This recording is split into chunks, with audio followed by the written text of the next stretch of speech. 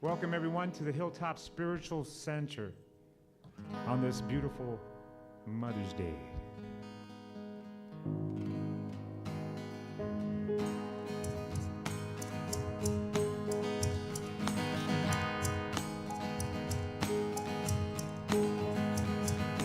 Thank you for this day, Spirit, thank you for this day. Thank you for this day, Spirit, thank you for this day. This spiritual day. The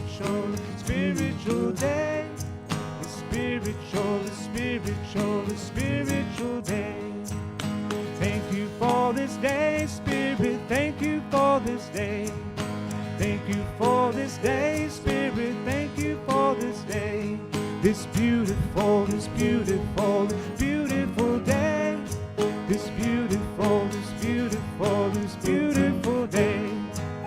Thank you for this day, Spirit, thank you for this day.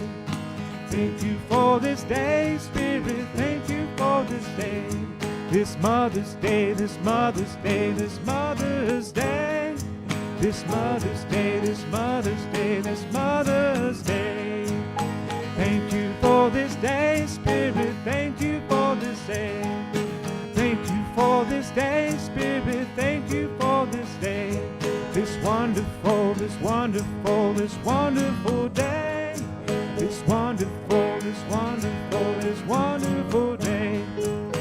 Thank you for this day, Spirit, thank you for this day.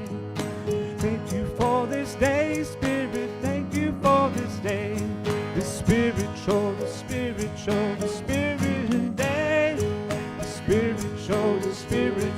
spiritual day. Thank you for this day, Spirit, thank you for this day. Thank you for this day, Spirit, thank you for this day. This Mother's Day, this Mother's Day, this Mother's Day. This Mother's Day, this Mother's Day, this Mother's Day. Thank you. Thank you. Thank you. Thank you. Yeah, yeah.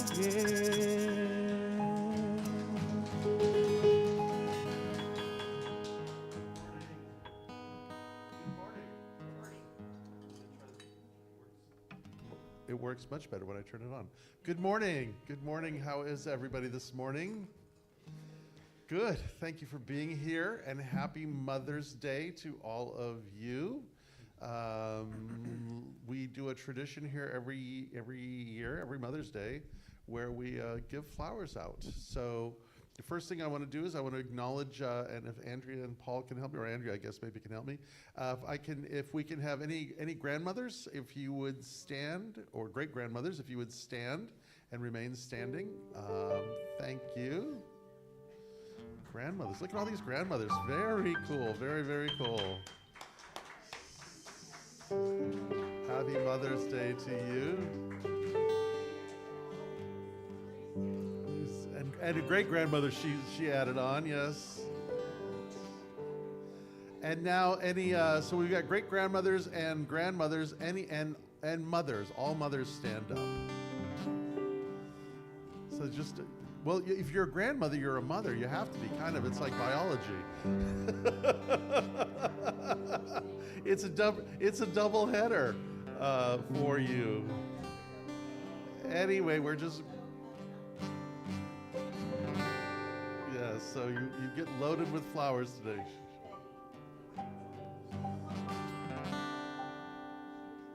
Okay. For all you grandmothers. So we will acknowledge you as mothers and grandmothers and great grandmothers. Thank you very much. Now you can sit down. We love you. Alrighty then. So, all kinds of exciting things going on today. We have a potluck, hopefully. First thing that we have is on June 6th, we're doing a celebration of life for our beloved Liz Jameson Dunn. So that will be June 6th from 2 to 5 here at the center. Then also Misty Magdalena is doing her mantras, and I'm not sure what day they are. It's April, May, next week Next Sunday, she does mantras before service at 9 o'clock or 10 o'clock. Youth and family, Reverend Laura's got kids down there. If you got kids or you know somebody that has children, welcome to Youth and Family Ministry. That's happening. Jim's Kinship Cafe, Sundays from 9 to 10. Anything you want to say? Please. Yeah, so just wanted to let you know what we're going to be covering next week. We have a really fun session where we're going to be exploring the problem with morality. So if that's intriguing to you, please come check us out. Okay, so that's going on.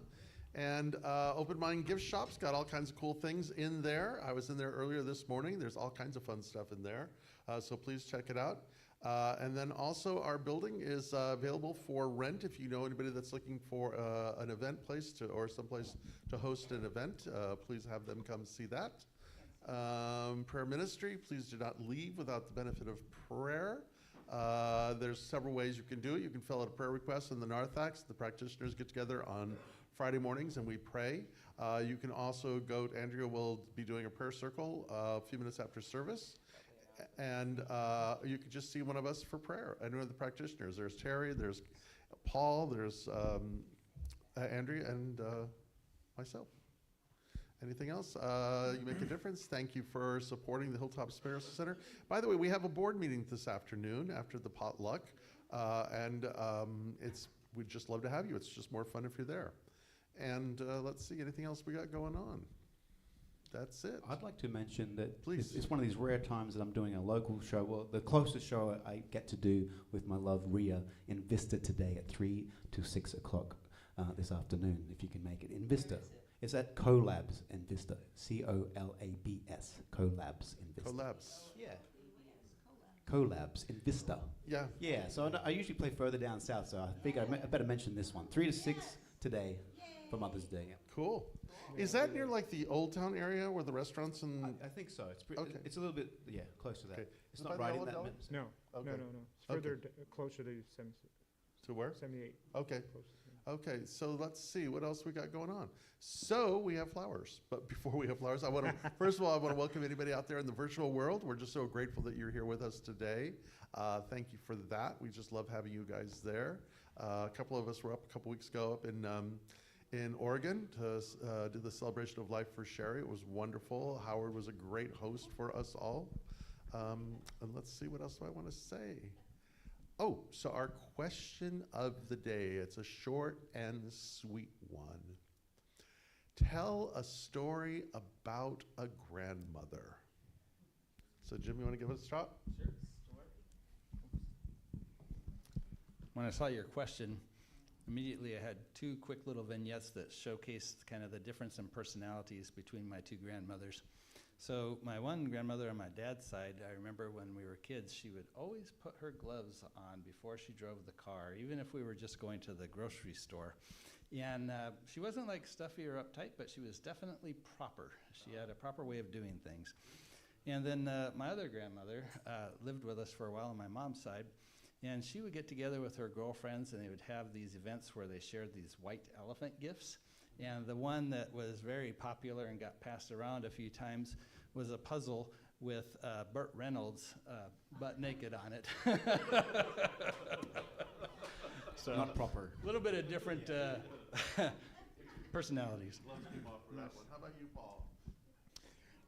My grandmother was awesome. She lived in Argentina, and whenever she would come to visit, it was just such a treat to see her. She would just set up shop, all her stuff, and she would bring us all this leather, because Argentina is known for leather because of all like the beef and all that stuff. And but yeah, she was amazing, and she would always like get her yerba mate. I don't know if you guys know what that is. It's like a drink and has like a metal straw. And I remember her laugh and how she looked, and she would always tell all these really cool stories about Argentina. And she was always so jovial, and she laughed all the time. Yeah, she was amazing. Beautiful. Thank you. How about you, Andrea? So I thought of my Michael's gonna, my paternal on my father's side, my grandmother, she passed away a couple of months before I was born, so I was named after her. Her name was Anna. So that's always been special to me. And I just felt her strong Russian love and determination over the years. I think about my grandmother on my mum's side a lot of the time, and her trajectory, because when she was 14, I only met her like 3 or 4 times in my life when I was a kid, and she was really sweet and cute, but her trajectory was at 14 in Thailand, she snuck food to the prisoners on the prison camp of the Burma Railway, and one of those prisoners promised to marry her back in Indonesia when he took her back to Indonesia. And so he took her back to Indonesia, married, and then when, like in 1965, she lost her husband and had to raise 11 children during a genocide in Indonesia. And then, then my mum, soon after that, like another 10 years after that, met my dad and came to Australia. And I only got to meet my grandmother a few times. But that trajectory, raising 11 children, it's insane to me. So I use that as a source of like just inspiration all the time. Beautiful. All right. Anybody out there? Okay, stories about grandmas or grandmother. Paul's got the wandering mic. You want this one?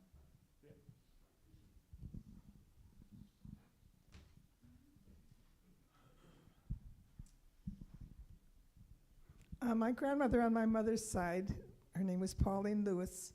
She wasn't Lebanese. She was very white, very pink skin. And she had such a positive attitude. I just always respected her so much for that. And when she was in her last days of life, she asked my girlfriend and I to take her to the mall shopping. And so we got a wheelchair and we did that. We took her to the mall, and then she said she wanted to get her ears pierced. So she got her ears pierced, and she got these beautiful little silver ball earrings. And just how positive she was, even though she was just on days of life left. She's just always a great example for me. I always respected her. All right. Yes. My grandmother, my mother's mother, I remember one thing very distinctly and the most. Her love languages were very, very limited. She had one love language with me, and that was to make sure I eat. And her happiness, she glowed whenever I was eating. And I remember her, she had thick glasses, and her eyes looked like 4 times the size as they were. So while I was eating, she was always looking at me and enjoying every bite. And I look at her with those glasses, and her eyes are so magnified. Anyway, that's her. My grandmother was a one-trick pony. Yeah, if you fed her, if you ate, she would love you, and she would be great.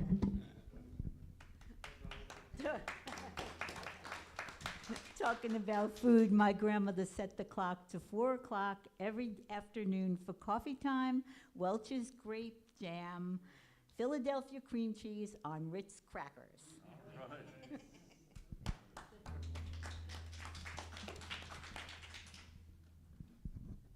I don't have a story about a grandmother because they died before I got to know them.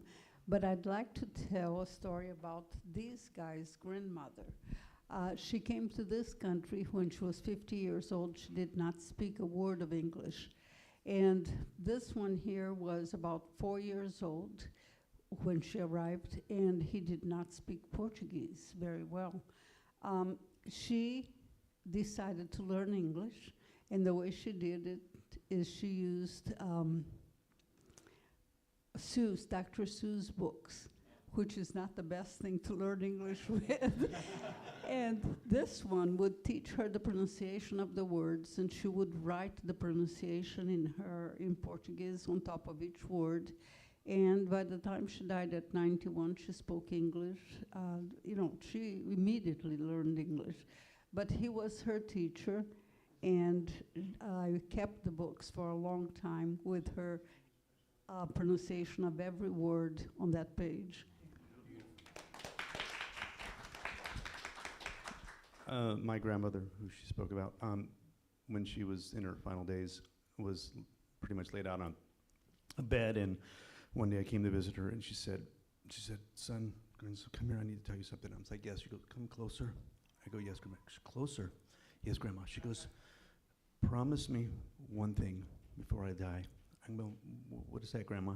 Promise me that you'll do this before I die. So, yes, Grandma, what is it? Promise me. I promise you, Grandma, what is it? Whatever you do, yes, Grandma, whatever you do, don't get old. And I said, I'll work on that. I'll see what I can do.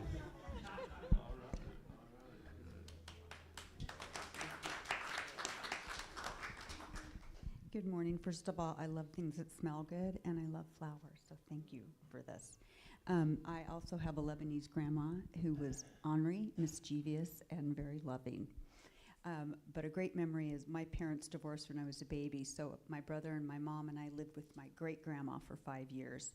So the great memory from her is swinging on her glider on the front porch, singing nursery rhymes and singing songs, so all those songs back in the day. And I have a swing on my front porch, which I get to do with my granddaughter. Thank you.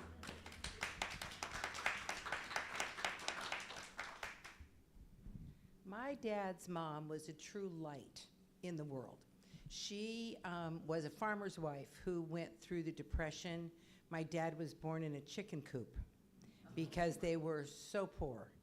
And she kept a cheery disposition always. And my earliest memory was, go out and pick this basket of cherries and I will make you a pie.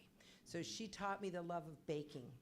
And she taught me the love of reading, because every birthday, every Christmas, I got a book. And it was signed from her. And she had read the book. And she wanted to instill that love of story. And that was great. And then when she got Alzheimer's and she came to visit, she kept calling my son, who at that time was 2 years old, my little sunshine man. And that was the name she had given my dad. And my son is truly that also. And he absorbed that from her because he was always her little sunshine man.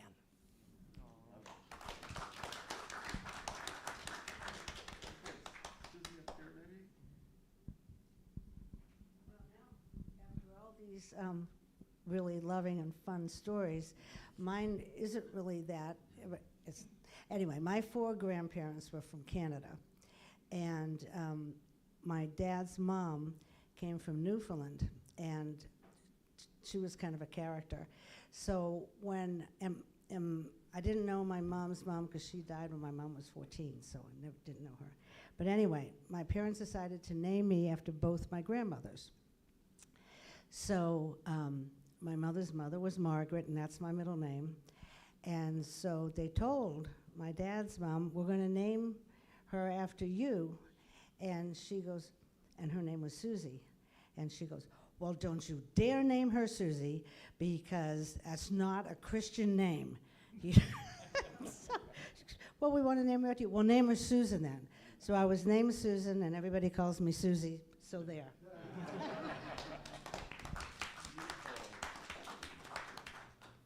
Anyone else? Anyone else? Okay, Andrea, if you will. So we offer this moment, we offer to you, we offer to everybody, we offer to the Great Mother. So no matter what your story is, where your life has been, where you are now, there is a Great Mother, Pada Paramita in Tibetan Buddhism. And there's a mother of all the Buddhas, too. So if you want to pray to somebody, well, she's the mother of all the Buddhas. So we have stories, but we have love. And what we see is that in each other. So I offer this blessing, I offer this prayer, call it an invocation, as you choose. Whatever fills your heart right here and now. So please relax, settle, so we can breathe together and listen with our heart to all the sounds that we hear, even if it's the air conditioning. Perhaps it's even your own breath. And what we can say to each other as we say to ourselves. So as I was thinking about this on the way here, you know, we breathe and we offer a prayer, and the one person, the beingness who is blessed first is me, is you. So your prayer goes through you, and you are blessing yourself. So I honor this. I honor that when we sit and we take a moment that we are first blessing ourselves to know that as I breathe in and through my heart, that energy expands within and all around me, and I have more to give to the next one who may show up at my door, who may be sitting next to me, who may be my neighbor. As we are right here in this moment, it truly is a blessing that we are here, for we shine our light all over. And here in our consciousness, in our conscious awareness, it doesn't even matter where we are. We can send our love and blessings to the people who have passed before us. And so I do this now, to the beloved ones who have left the planet but are doing their great work in the beyond. How grateful we are that we had these times together. And we bless our family and our children and just our homes, land itself, the earth. There are so many ways to depict the Great Mother. There are so many ways to say that the bird who sings is a mother, you know? And so blessing this service is blessing each other. Blessing each other is blessing the world. And so we take another moment here as we breathe to bless the world with your love, with your consciousness, with the gifts that we have received from each other and from ourselves. May we feel the blessing and extend it out beyond, even to the great ones who are already gone. They feel our love, they know our blessing, and they shine it forth upon us. We are beings of love and light. Our energy is reciprocal. As we breathe and bless those who have passed and who are around us, who are here with us today, they bless us back. And how beautiful is that? So it's in this consciousness, we say yes to the place we sit right now, to the place we are right now, to the people here and not here. We say yes. And in this sacred moment is the service. The words, the songs, the inspiration, the talk, but mostly you, the gifts that we give to each other. So in this light, I am deeply grateful. In this moment, I feel thy presence of love. And to that I say thank you, Father, Mother, God, and all that there is. And so be it, and so it is. So the reading I have today has a little bit of a initial description. So I'll read that first. So this is a quote by a Tibetan meditation master. His name is Chogyam Trungpa Rinpoche. And he highlights the balance between fully experiencing the pain of life, which is samsara, while maintaining a joyful, awake, and compassionate presence, what he calls the Great Eastern Sun. A warrior achieves this balance acting with presence in ordinary moments like making tea. And here it is. Hold the sadness and pain of samsara in your heart, and at the same time, the power and vision of the Great Eastern Sun. Then the warrior can make a proper cup of tea.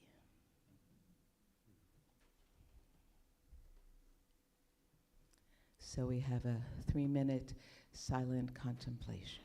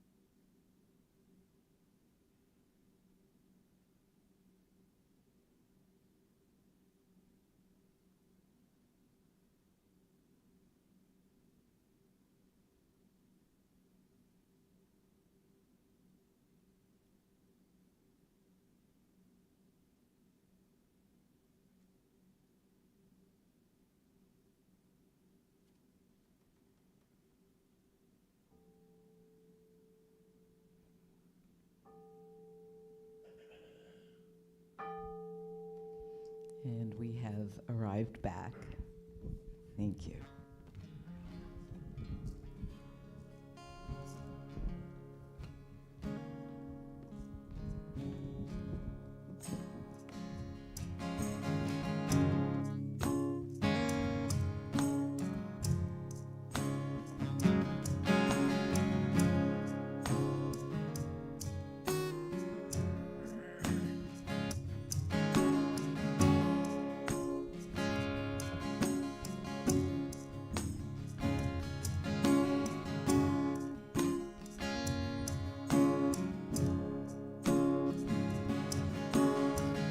We were born before the wind,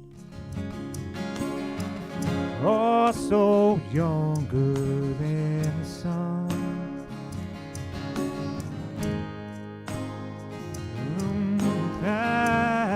That we sail into the mystic.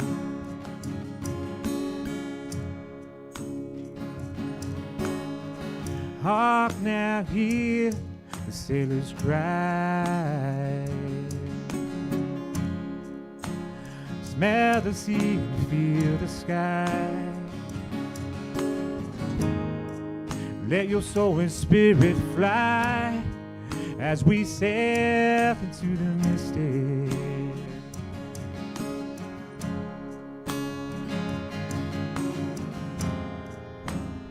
When that foghorn blows,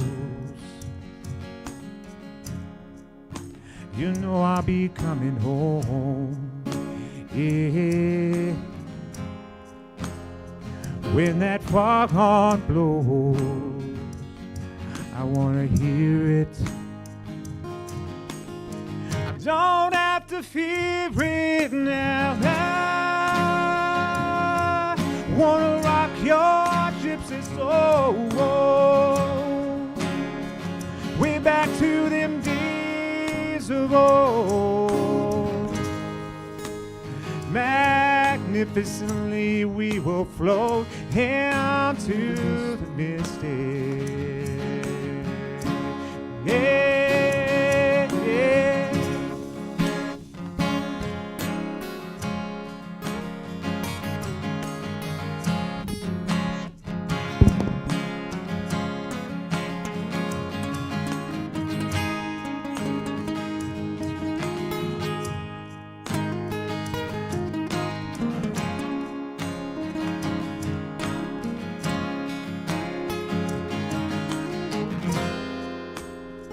When that foghorn blows,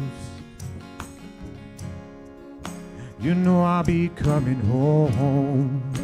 Yeah. When that foghorn blows, I wanna hear it. I don't have to fear it now. I wanna rock your gypsy soul, way back to them days of old. Magnificently we will float into the mystic. Yeah.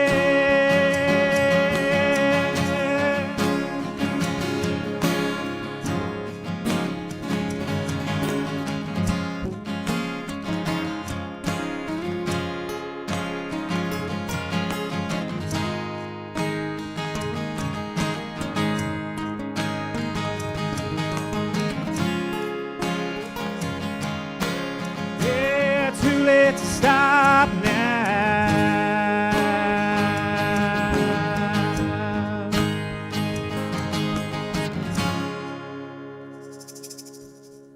Yeah, Paul. Keep that round of applause going for our Reverend Dr. Guy Williams. Thank you.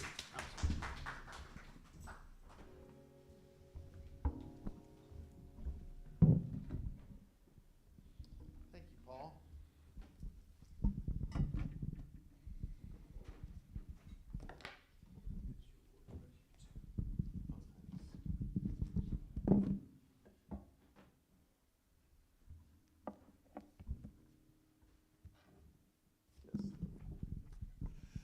So thank you all again for being here, and again, happy Mother's Day to all of you. So I was having a conversation with a member of our community, I won't mention Chris's name, last week. She was saying that she just doesn't feel like we do enough for Mother's Day to honor it. And on one level, she's correct, and the other level, I'm a little bit flummoxed because I'm not quite sure what to do.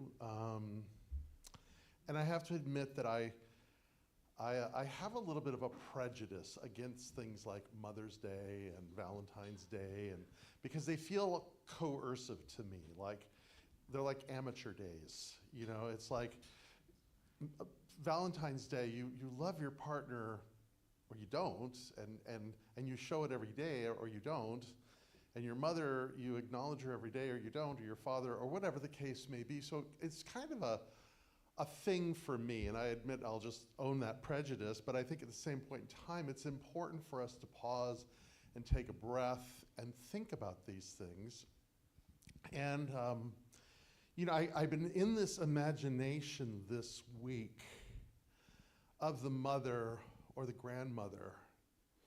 And I think of her as she was making her way, you know, out of the depths of Africa into Egypt and later into the Middle East, and where she began to express herself in different cultures, or how she was carried onto the slave ships into the South America and Haiti into the Americas. But her wisdom continued to be taught.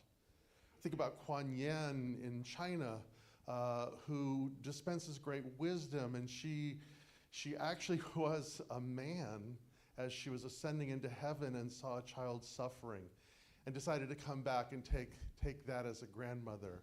Think of the Taras of Buddhism, and all the consorts in Hinduism as she appears as mothers of great deities and gods and goddesses, and the same with Greece and Rome, Babylon and Sumer. I think of the indigenous cultures where she shows herself as a buffalo woman, or as other forms of mother, a spider woman into the Navajos. And so many iterations, and even in the Hebrew tradition, you know, there in the great ancient land of Palestine, there's sort of a misnomer of one of the first names of God in the Hebrew Bible is El Shaddai, and it's erroneously translated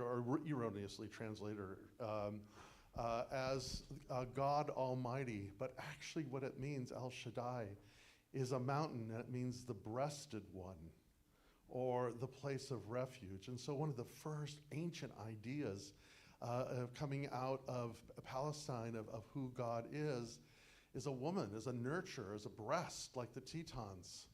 And even in the Christian Bible, we hear of Jesus talking about how he alludes to wishing he was like a mother hen with chicks. And the pre-Nicene Christian ideas, even with Augustine himself, they mention Mary, and later in the Middle Ages, the cult of Mary, this mothering principle. But I think probably my favorite one is known in Mexico as Our Lady of Guadalupe.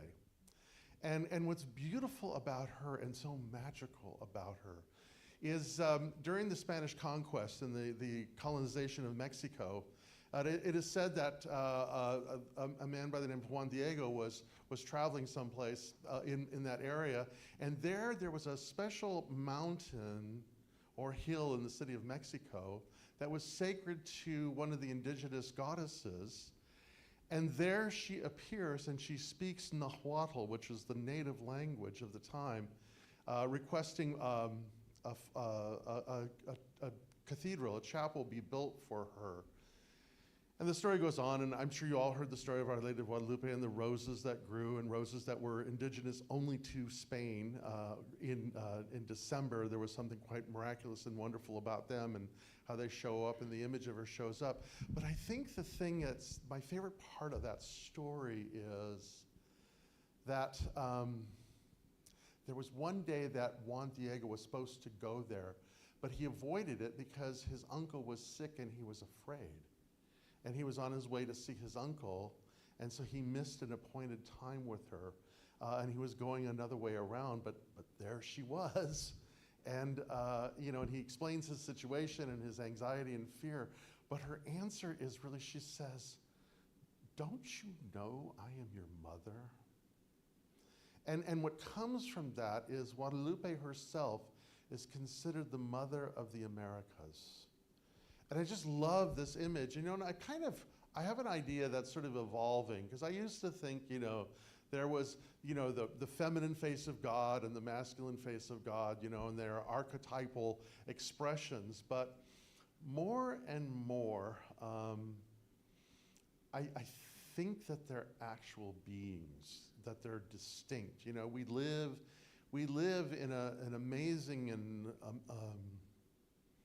fantastic place called Earth, in this wonderful place, and even St. Paul talks about different principalities or beings. And so what I've come to understand, or what I've come to experience, is that it's not just the feminine face of God, and it's not just the masculine face of God, but there are the mothers on so many different planes who walk the face of the earth. We know them as the great-grandmothers and the storytellers, and they're there in one place or the other.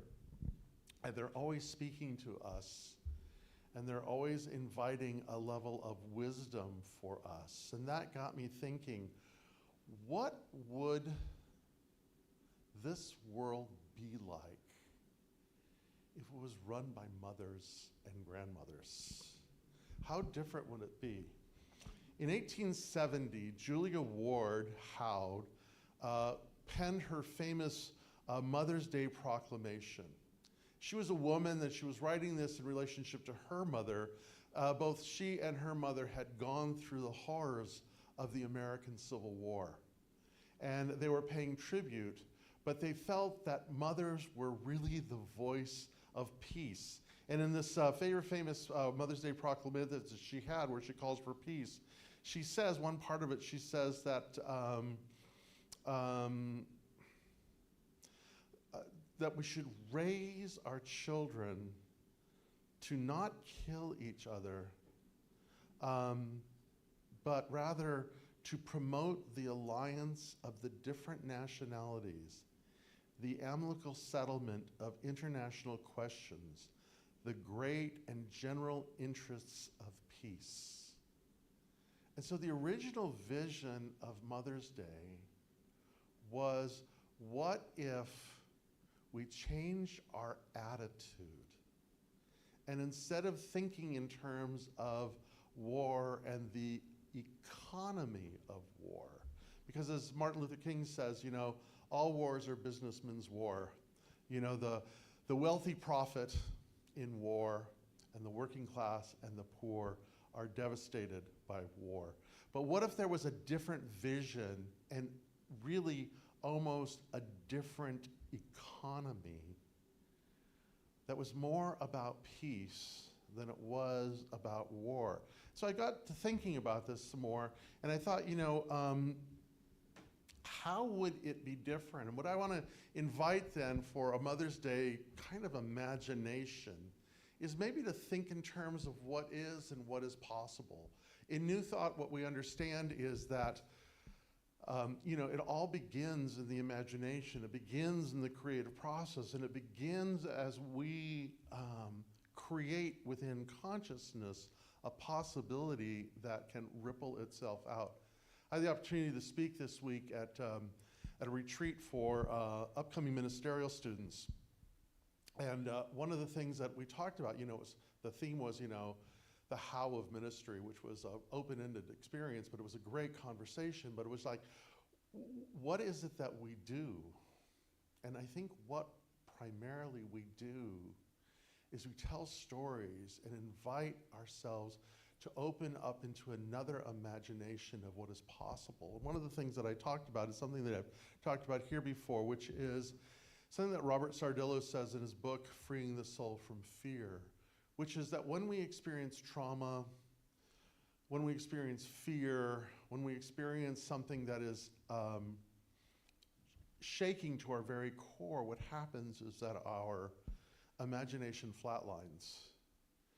And I think in the world that we're living in today, with the wars and rumors of wars and the economies and all the things that are kind of going on in that world, it's really easy for us to fall back on, it's almost like there's a collective PTSD that just sort of permeates everything.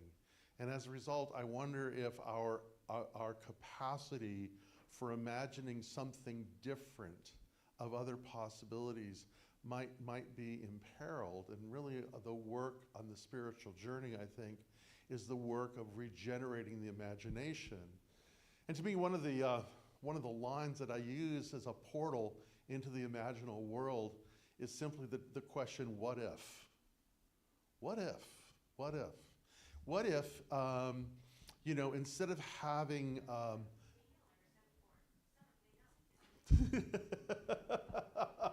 I rest my case.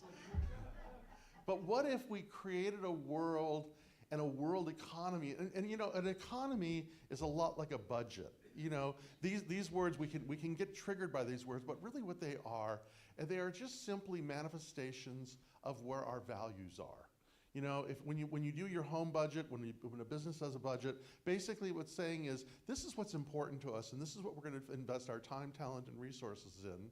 An economy basically is that, how we invest our time, talent, and resources collectively. And what if? And what if we had an economy which is a projection of our consciousness about a way that we see things that wasn't based on a wartime or colonial or empire mentality, but was really based more on a collective or an idea of peace and what it meant to live together. And so, in something like that, we would swap transactional relationships. And you all know what I mean by transactional relationships. It's relationships where we get something out of them. They're business relationships, or there's where we work with this person because there's something in it for us. But what if instead of having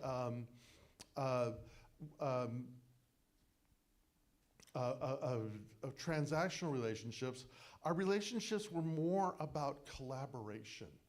Instead of what can I get out of this, what can we do together? What can we create together? Instead of living in a culture that is permeated by scarcity, what if it changed to one of abundance? Because, again, we look at the world right now. I mean, you're all paying the same price that I am for gas. You're all paying the same price that I'm paying for food. And why are we doing that? We're doing that to support wars. And if we didn't have those wars, there would be more than enough for everything that we need, and then some. And it's a lie to think that. We actually believe that certain countries and certain people are our enemies. What if they weren't? What if there was a possibility of, instead of looking at or feeling this sense of scarcity, that we don't have enough to take care of our own because we have to buy more bombs, we had an experience of abundance, enough for everybody, for every need? What if we created an idea or a mentality or a collective consciousness that wasn't self-oriented, it's me against the world, but more about community engagement, where I don't see myself alone, but I see myself loved and supported and encouraged by a community that surrounds me? What if instead of being reactionary to things happening, I was more investigative. I was more curious. What if? What if? Curiosity is a wonderful and a beautiful thing, but if we're on a defensive, it's hard to be curious or investigative. We have a tendency to become more reactionary. What if we move from an idea where we hear always, or we begin to believe it's us versus them, and instead had an imagination that said it isn't about us and them, it's about all of us. And maybe not even just all of us, but every living thing, that we're all connected. I mean, this is the root of our thing. And what if we created an economy that wasn't based so much on consumption, but more on creativity? What if we vision not from limitation, but from imagination? And as a result of that, we didn't have to live in a society of restraint, but we could live in a society of delight, of joy, of enjoying things itself. And so my thought is this: can we in consciousness create engagement, become investigative, have this experience where it's all of us and every living thing, and that one of the virtues that we hold in high regard is creativity, and the thing that we support each other in is developing and expanding our imagination. And as a result of that, we create a society that is founded on joy and delight and pleasure and goodness, not out of fear and restraint and consumption and limitation and reaction. It's a world where we see ourselves as part of something greater than ourselves, as opposed to someone who is separate from and wanting how. And so that's my Mother's Day message to us. And I think that if we think in terms of the grandmothers and the stories that we heard this morning, they were all about encouraging. Really what they were all about was a wisdom that saw flourishing over limitation, that encouraged growth and life. And maybe because of all that, like a certain grandmother said, we would all remain forever young. Thank you.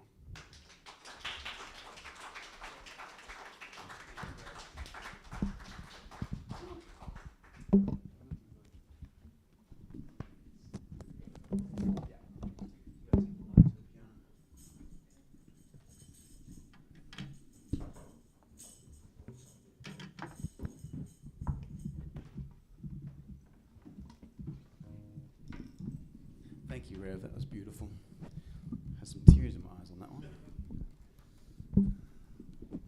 Words I needed to hear.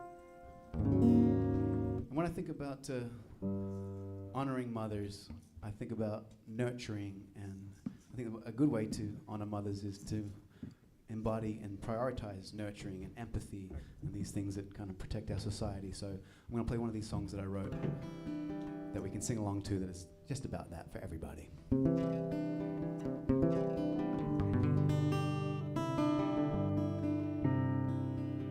There's an ancient fear creeping here. There's an air of yesteryear. It may never disappear. Let's draw these lines so very clear. Anyone under the sun, anyone under the moon, I send my love out to you. I hope you feel some loving soon. They know just how to make us fight. Our evolution's black and white. The truth is where you shine your light, so we can see who has the right. Anyone under the sun, anyone under the moon, I send my love out to you. I hope you feel some loving soon. Sing that with me. Anyone under the sun, anyone under the moon, I send my love out to you. I hope you feel some loving soon.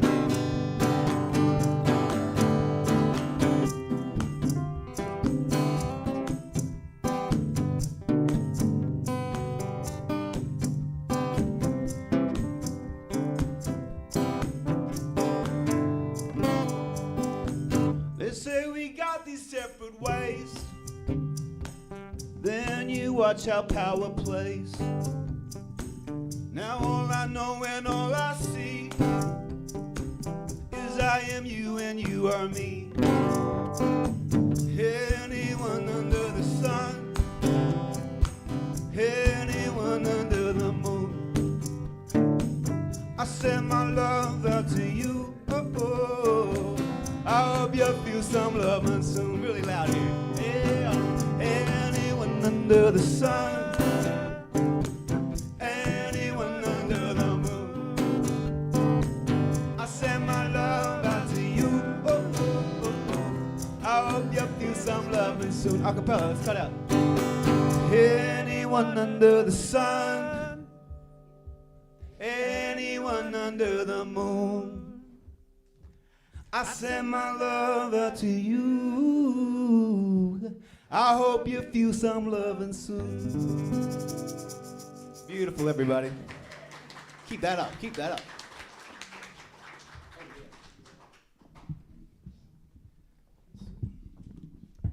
There we go. Thank you. Fabulous. Thank you. Absolutely. For the mums and everybody. Why am I carrying this?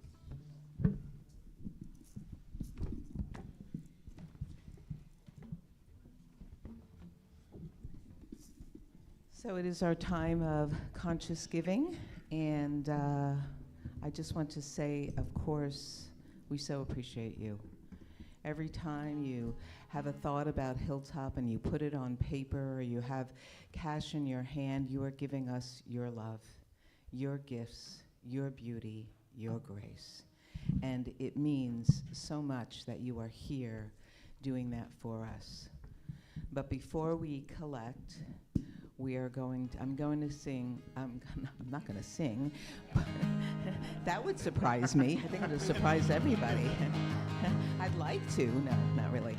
Anyway, there is a wonderful, most favorite of mine prayer that I'm going to say for you. And it will be in the newsletter. It's copyable. I have it on my desk, and it's quite beautiful.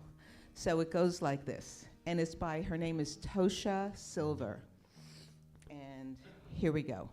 Divine Beloved, allow me to give with complete ease and abundance, knowing that you are the unlimited source of all. Let me be an easy, open conduit for your prosperity. Let me trust that all my own needs are always met in amazing ways, and that it's safe to give freely as my heart guides. And equally, let me feel wide open to receiving. May I know my own value, beauty, and worthiness without question. Let me allow others the supreme pleasure of giving to me. May I feel worthy to receive in every possible way. Change me into one who can fully love, forgive, and accept myself, so I may carry your light without restriction. Let everything that needs to go, go. Let everything that needs to come, come. I am utterly your own. You are me. I am you. We are one. All is well.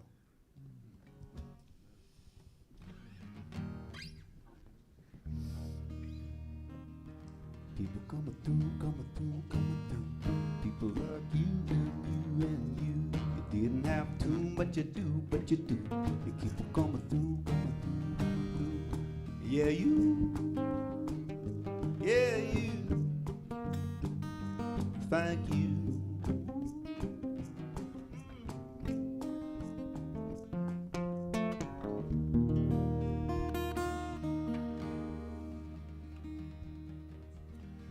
So again, thank you all for being here today, and I want to thank Paul being our special music today, along with Lee and Jim. Thank you guys so much. It's great having the energy of that today. I want to thank our greeters today, and that was Dave and Chris. Was anybody else greeting with you guys? Just you guys? Very good. And our sound team there is Steve and Mike. Thank you. And so anybody and everybody that brought some food, blessings to you. And if you didn't bring food, that's okay. It's a table that's wide open, and we're welcome, and we're just thrilled that you're here with us today. And again, we'll eat, not eat fast, we'll eat leisurely. But then after that, we will have a board meeting, which you are all invited to attend. And so with that, we just bless this day. We bless the food that is set before us. May this day surprise us in some way that brings us to a place of amazement, wonder, and awe. May that experience change us, creating a new imagination of what is possible. May we each be set free from the burdens of fear and bondage of debt, to embrace the light of joy, of prosperity, of goodness and well-being. May we move from fear to flourishing in every aspect of our life. And so we give thanks and we let it be, and so it is. Every Mother's Day I like to play this song about the power of the feminine. And it's called Boss Señorita.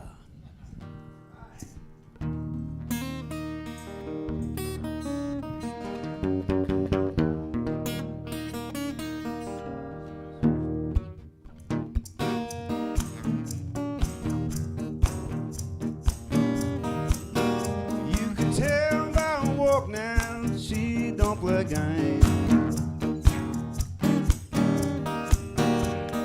She don't take no numbers, she's just taking names. Well, you best be careful if you try your luck, because she'll blow your mind, but she'll lose your brains. She don't need no lover to pay no electric bill, no. Don't worry about her business, she's gonna seal that deal. If you're too scared to approach her, I know how you feel. If you're too scared to approach her, then I guess I will. She's got that old-time swagger with that new school touch. It's not if you love her, it's just how much. She don't want no bad boy or boy toy either, just some respect for a boss señorita. Hola.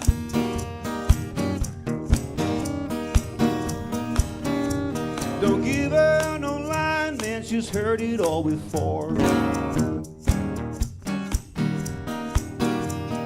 Show her something true, or she'll show you the door. You gotta treat her like a person, and not another score. She'll leave your pride in pieces, and your jaw on the floor. She's got that old-time swagger with that new school touch. It's not if you love her, it's just how much. She don't want no bad boy or boy toy either, just some respect for a boss señorita.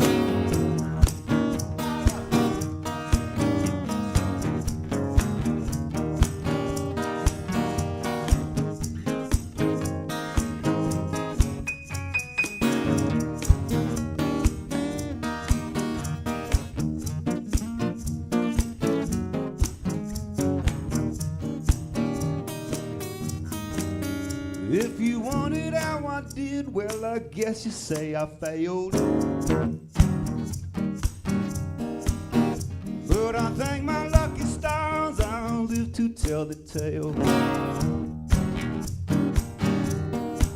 Because I lived and I learned, you've got to swallow your pride. Because every woman has got that boss inside. She's got that old-time swagger with that new school touch. It's not if you love her, it's just how much. She don't want no bad boy or boy toy some respect for a boss senorita. Oh la la. Well, you best be careful if you try your luck, because you blow your mind, and she don't give up on none.